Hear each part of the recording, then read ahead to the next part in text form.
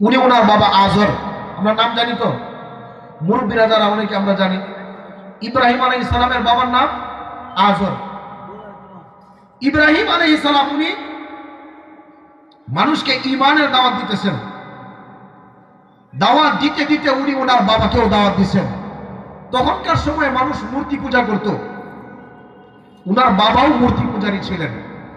মন্দিরে গিয়া মূর্তির সামনে মাথা নত করতেন। আল্লাহ তাআলা যে আপনাকে আমাকে এই মাথাটা দান করছেন, এটা আল্লাহ ছাড়া আর কারো সামনে কি নত করা যাবে? কোনো গাছের সামনে, বট গাছের সামনে, কোনো বাবার সামনে, কোনো দরগার সামনে, কোনো পীরের সামনে, কারো সামনে নত করা? এই কপালটা আল্লাহ তাআলা আপনাকে আমাকে দান করছেন, একমাত্র কার সামনে নত হবে? আল্লাহর সামনে নত হবে।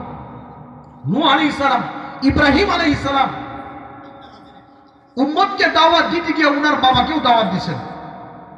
ইয়া আবাতি লিমা তা'বুদু মা লা ইয়াসমাউ ওয়া লা ইউবসিরু ওয়া লা ইউগনি আনকা শাইআ।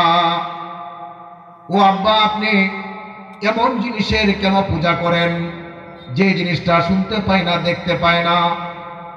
মূর্তি কখনো দেখতে পারে না, আপনি মূর্তির পূজা করেন। পাথর দেখতে পায় না, পাথর শুনতে পায় না, পাথরের পূজা করেন। গাছ শুনতে পারে না, গাছ বলতে পারে না, গাছের পূজা করেন। সূর্য কথা বলতে পারে না, আপনি সূর্যের সামনে মাথা নত করেন। চন্দ্র কথা বলতে পারে না, আপনি চন্দ্রের সামনে মাথা নত করেন।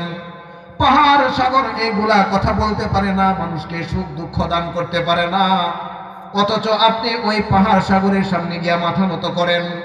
কোন দরগা, কোন পীর মানুষকে সুখ দুঃখ দিতে পারে না, আপনি দরগার সামনে, পীরের সামনে গিয়া মাথা নত করেন। ও বাবা, লিমা তা'বুদু মা লা ইয়াসমাউ ওয়া লা ইউবসির, আপনি এমন জিনিসের সামনে কেন মাথা নত করেন যে জিনিস নিজেই কোনো জিনিস শুনতে পায় না, দেখতে পায় না? আপনাকে ওই জিনিস কিভাবে সুখ দুঃখ দান করবে?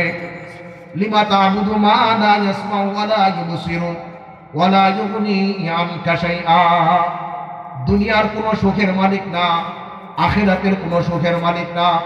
এই মূর্তিগুলা আপনার দুনিয়ার মধ্যে কোনো সুখ দুঃখ দান করতে পারে না। আপনার হায়াতের মালিক না, আপনার জীবনের মালিক না। হায়াত এবং জীবনের মালিক একমাত্র আল্লাহ তাআলা।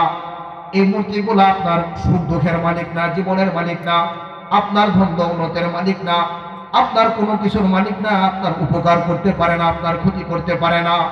ওয়ালা ইউগনি আনকা শাইআ, আপনার কোনো উপকার করতে পারে না। তারপরেও কেন এই গুনার সামনে গিয়ে মাথা নত করেন?